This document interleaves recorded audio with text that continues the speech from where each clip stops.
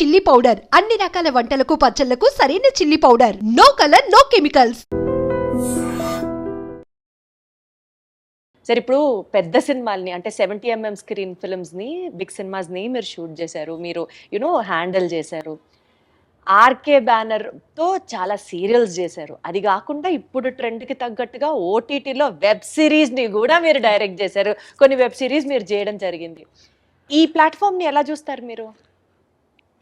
అప్పుడు సీరియల్ మొదలు పెట్టిన అప్పుడు ఐడియా అందుకు వచ్చిందని చెప్పాను కదా. కొత్త మొత్తం అయిపోయిన తర్వాత నాకు బ్లాంక్ అయిపోయానమ్మా.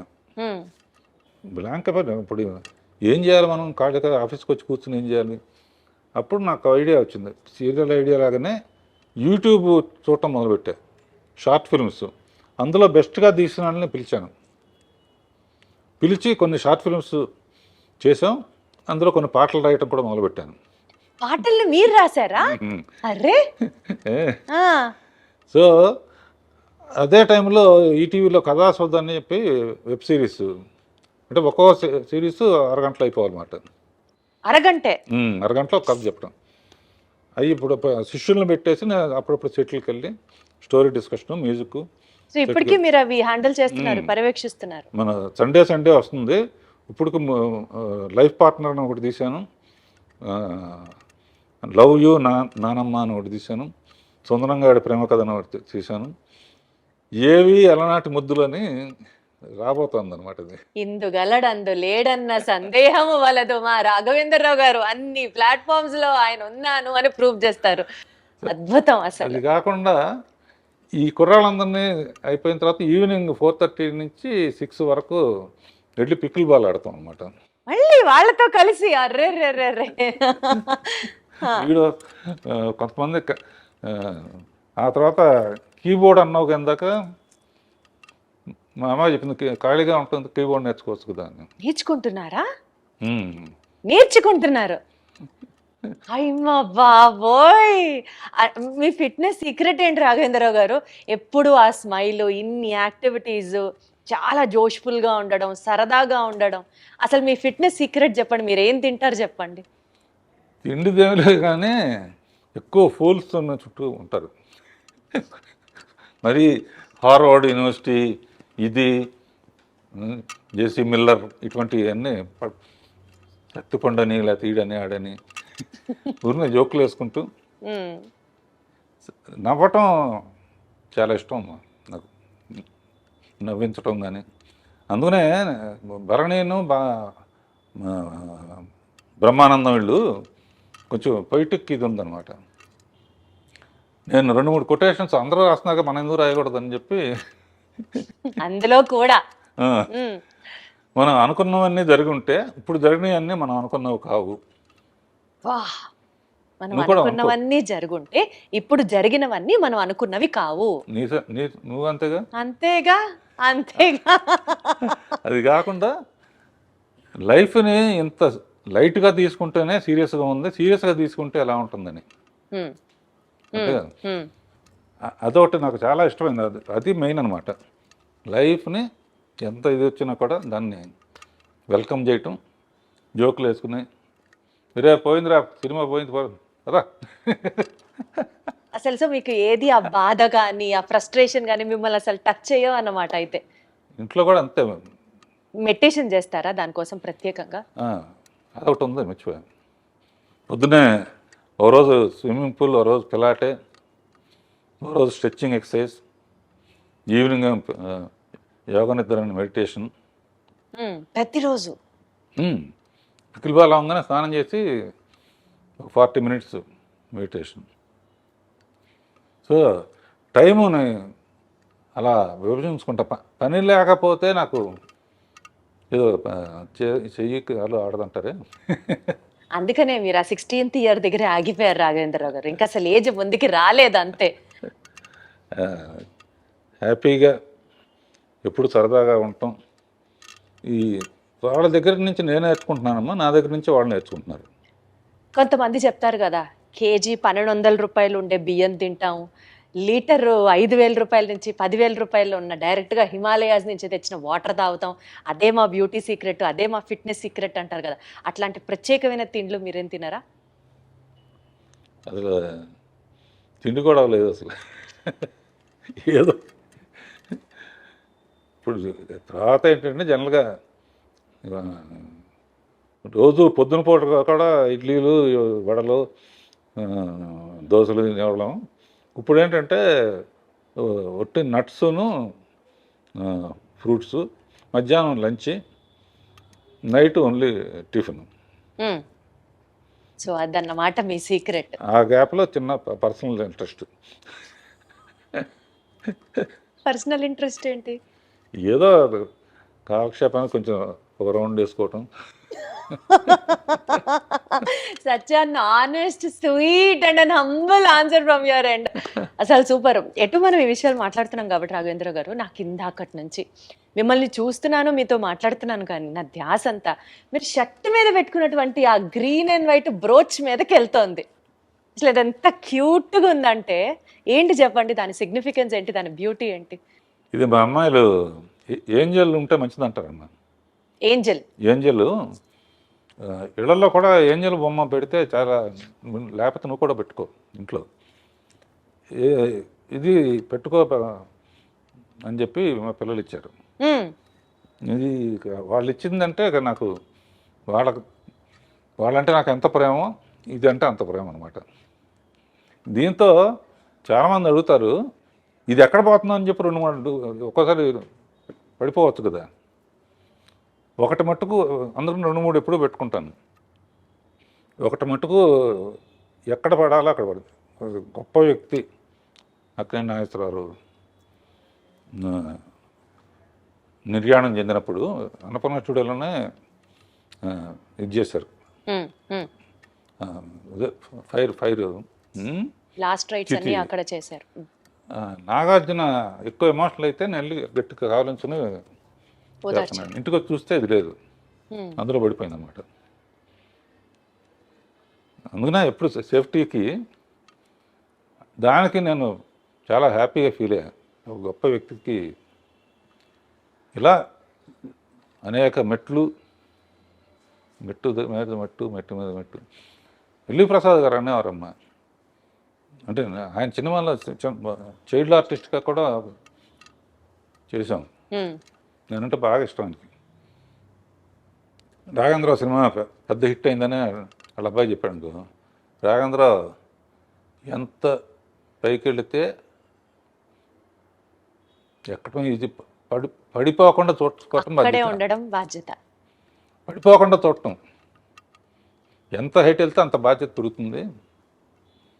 అట్లా is a beautiful journey all over. ప్రత్యేకంగా అండి, సీనియర్ ఎన్టీఆర్ గారితో మీరు చేసిన ప్రతి సినిమాలో ఆడియో బ్లాక్ బస్టర్ హిట్ అంతే.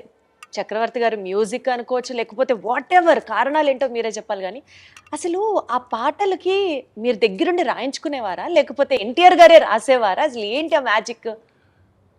యాక్చువల్గా అమ్మా, ఇందాక చెప్పినట్టు రామారావు పిక్చర్ రాగానే ఎట్టి పరిస్థితుల్లో సక్సెస్ చేయాలి అన్నది అది. అప్పటికేంటంటే నాగేశ్వరరావు డ్యాన్స్లు అంటే బాగా విపరీతంగా స్టెప్పులు విజిల్స్ చేసేవాళ్ళు. రామారావుకి అంత సాంగ్స్ అప్పుడు మిగతా వర్షిప్ ఉండేది, కానీ ముందు అది కూడా కవర్ చేయాలని చెప్పేసి నా బిలీఫ్ ఎప్పుడు సాంగ్ హిట్ అవ్వాలన్నా ఇది చెప్తున్నా దాని లీడ్ సీన్ బాగుండాలి. సో సాంగ్స్లో ఆయన ఫెయిల్ అవ్వకూడదు అనుకుని ఆరేసుకోబోయే పారేసుకున్నాను అనే అడవి రౌండ్ల పాట మాధవన్ గారు మ్యూజిక్. ఆ పాట అప్పుడు ఏంటంటే హీరో కోసం పరిగెత్తుకుంటూ వస్తుంటే నీళ్ళలో పడిపోతుంది. ఆయన వచ్చే లోపల ఆరేసుకోవాలని చెప్పి లీడ్ అలా తీసి ఈ లోపల ఆయన వచ్చేస్తున్నాడు. ఆడియన్స్ ఎంత మంచి వాళ్ళు అంటే వస్తామంటే చీర ఎగిరిపోయింది. చెట్టు నుంచి ఆరేసుకోబోయి పారేసుకున్నానంటే ఓ ఏళ్ళలో డబ్బులు అంటే టేక్ ఆఫ్ ఉంటేనమ్మా. అక్కడి నుంచి ఇక పాటల్లో కూడా ఆయన కూడా అందులో కృషి ఉంటే మనుషులు దృష్టిలో అవుతారులో ఎన్లైట్మెంట్ ఆఫ్ సోషల్ ఇది ఒక మోటివేషన్ సాంగ్. తర్వాత కోకిలమ్మ పెళ్ళికి అనేది, తర్వాత మేజర్ చంద్రకాంత్ పుణ్యభూమి నా దేశం పాట. అసలు మేజర్ చంద్రకాంత్లో పుణ్యభూమి నా దేశం. ఎక్కడికి వెళ్ళినా సరే ఏ ఆగస్టు 15న జనవరి 26న ఈ పాట ప్లే అవ్వకుండా భారతదేశంలో ఎక్కడ ఉండదు అంతే. అదిను ఆయన అందులో కూడా అన్ని గెటప్పులు శివాజీ గివాజీ అల్లు సీతారామరాజు ఆయన అనేవాడు, బ్రదర్ చాలామంది చేశారు జాగ్రత్త అని. అంటే అల్లు సీతారామరాజు కట్టబొమ్మను కూడా ఇస్తాం కదా, అవును. శివాజీ గణేష్ చేశారు. కమిట్మెంట్ అంటే ఆయన గెటప్లన్నీ ఆయన గద తయారు చేసిన అన్ని డిజైన్ ఆయన ఇస్తాడు. ఎన్టీఆర్ గారే డిజైన్ చేసేవారా? బాగా ఆ ఇప్పుడు సాంగ్లో చూసి తెలుస్తుంది, కట్టబ్రహ్మ గెటప్ సంకెళ్లతో మొత్తం ఇట్లా బంధిస్తుంటే దాన్ని చీల్చుకొని నడవాలి ఆయన. మన ప్రొడక్షన్ వాళ్ళు ఉంటాయి, కార్లో కంఫర్టబుల్గా ఉండదని ప్రొడక్షన్ తెప్పించుకుని టిఫిన్ క్యారియర్లో నింపుతామే, అందులో ఎక్కొచ్చాడు ఆయన. ఎక్కొచ్చి ఇట్లా దిగితే అట్లా ఓ బెంగళూరు ప్యాలెస్లో తీసాం, ఎవరు కట్టాలిరా పన్ను. అమ్మో ఇక ఆయన టాపిక్ సౌందర్యలో టాపిక్ వచ్చినప్పుడు నేను తట్టుకోలేక ఏడ్చేసాను. ఇప్పుడు కూడా లైట్ గా మీ కళ్ళు చెమరుస్తున్నాయి, అర్థమవుతుంది. అంటే నాకు ఆయన లేకపోతే అసలు అంటే అంత బాగా చూసుకున్నారు.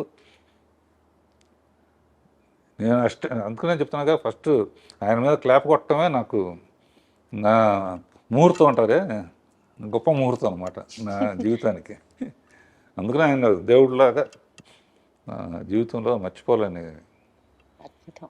మీరు అలాగా ఇప్పటికీ తలుచుకుంటూ సందర్భం వచ్చినప్పుడు అల్లా ఆయనకి కృతజ్ఞతలు చెప్పడం అంటే మీ గొప్పతనం అంతే. పాటల ప్రస్తావన వచ్చింది కాబట్టి శ్రీదేవి గారితో మీరు 24 సినిమాలు చేశారు. అసలు మీరు చేసినటువంటి హిట్ సాంగ్స్ గురించి మాట్లాడుకుంటూ వెళ్తే ఒక ఎపిసోడ్ మొత్తం దాని గురించే చేయాలి. But one of my favourites కానీ ఈ జనరేషన్లో కూడా ఈ ఇన్స్టాగ్రామ్, ఫేస్బుక్, యూట్యూబ్లో రీల్స్ అని చేస్తూ ఉంటారు. ఇప్పటికీ ఎవర్ ట్రెండింగ్ సాంగ్ సిరిమల్లె పువ్వా. అసలు ఎంత బాగుంటుందో ఆ పాట. ఈ పాట వెనకాల ఉన్నటువంటి కొన్ని జ్ఞాపకాలని పంచుకోండి సార్. శ్రీదేవిది హిస్టరీ అమ్మా, ఎవరికి జరగనే. మా ఫాదర్ పిక్చర్లో చైల్డ్ ఆర్టిస్ట్, నేను అసిస్టెంట్ డైరెక్టర్. నిద్రపోతా ఉంటే షార్ట్ రెడీ అని చెప్పి ఎత్తుకుని తీసుకొచ్చి యాక్ట్ చేయించావు. ఒకసారి కొన్ని నాకు ఇచ్చేసేవారు ఆయన, నువ్వు చేసురా అని. మౌంట్ రోడ్లో అమ్మాయి రోడ్డు దాటు ఆడవాడిగా రావాలి, నేనేంటి మనకు ఛాన్స్ దొరికింది బాగా తీయాలని చెప్పి అప్పుడే లైట్స్ వచ్చినాయి అనమాట. నేను ఇట్లా ఊపుతాను, నువ్వు పరిగెత్తుకొచ్చా అన్నాను. లైట్లు గ్రీన్ పడింది, ఊపాను, కార్లలో వస్తాయి, ఆ సెన్స్ పోయింది. అయ్యో, లక్కీగా ఆ షాట్ కూడా అందులో ఉంటుంది. జస్ట్ ఎడ్జి తగిలి పడిపోయింది, పడి అన్కాన్షియస్ అయిపోతే ఎత్తుకుని నాకు జైలు ఇవన్నీ కనపడినాయి అనమాట. అయ్యో ఏమవుతుందా, ఏ రిస్క్ అవుతుందా. అలా స్టార్ట్ అయ్యింది. ఆ తర్వాత పెద్దమ్మాయి అయిన తర్వాత ఫస్ట్ అటు ఇటుగా ఉన్నాయి, తమిళ్ 14-15 బాగా. సో దానికన్నా బాగా తీయాలన్న ఛాలెంజ్తో ఆ సిరిమల్ల పువ్వ పాట ఒరిజినల్లో కూడా భారతరాజు గారు చాలా బాగా తీశాడు. నేను ఇందులో నా ఇది బొప్పాస్కాయ దానికో ఏ ప్రోగ్రాంకి వెళ్ళినా కూడా కంపల్సరీగా నాకు ఆనందం ఏంటంటే, శ్రీరామనవమికి రామదాస్ పాటలు వేస్తారు, కొండ మీద అన్నమయ్య పాటలు వేస్తారు, ప్రోగ్రామ్స్లో ఆగస్ట్ 15 అంటే మేజర్ చంద్రకాంత్ పాటలు వస్తాయి. సిరిమల్ల పువ్వ అబ్బనైతేందబ్బా. అసలు ఆ పాట గురించి మీరు చెప్పద్దు. బ్లూ కలర్, నేను చిరంజీవి గారి బర్త్డే సెలబ్రేషన్స్ ఒక ఈవెంట్ హోస్ట్ చేశాను. ఆ ఈవెంట్కి వెళ్ళేటప్పుడు నా కాస్ట్యూము శ్రీదేవి గారి కాస్ట్యూము, బ్లూ చీర, బ్లూ బ్లౌజ్, ప్లెయిన్ అనమాట. ఎగ్జాక్ట్గా అబ్బనీతి అని దెబ్బ నాకు అది కళ్ళ ముందర ఉంటుంది. నాకే కాదు, చాలా మందికి వీరాభిమానులు ఉన్నారు ఆ పాటకి. అలా పాటకి ఛాలెంజ్ అమ్మా. మా ఆపరేట చేమ చెట్టు అదొకటి మర్చిపోలేను. గిరవాణి లేకపోతే నేను మ్యూజిక్ చేయలేను అనే ఫీలింగ్ వచ్చేసుకున్నాను. ఈ 50 years బ్లాక్ బస్టర్ ఇయర్స్గా మాకు అందించి మీ మొత్తం ఎక్స్పర్టైజ్ కానివ్వచ్చు, మీ స్కిల్ కానివ్వచ్చు, సినీ రంగంలో మీరు పెట్టినటువంటి, మీరు చూపించినటువంటి, మీరు చేసినటువంటి సర్వీస్ మాకు బోలెడన్ని ఎక్స్పీరియన్స్ని మిగిల్చడంతో పాటు సార్ ఎంత ఎదిగినా ఒదిగి ఉండాలి అన్న ఒక నేచర్ అండ్ మోస్ట్ ఇంపార్టెంట్లీ లైఫ్ని సీరియస్గా తీసుకోకుండా సరదాగా తీసుకుంటే అంతకంటే బ్యూటీ ఇంకొకటి లేదు అన్నది చెప్తూ రెస్పాన్సిబిలిటీతో పాటు మోస్ట్ ఇంపార్టెంట్లీ మీరు పెట్టినటువంటి హార్డ్ వర్క్ నెక్స్ట్ జనరేషన్స్కి డెఫినెట్లీ ఒక ఇన్స్పిరేషనల్ పర్సనాలిటీగా మీరు నిలుస్తారు, ఉండిపోతారు మా మనసుల్లో. మరొకసారి మీకు శుభాకాంక్షలు తెలియజేసుకుంటూ thank you so much Raghavendra garu. Thank you ma'am, thank you audience, I డ్రీమ్కి థ్యాంక్ యూ.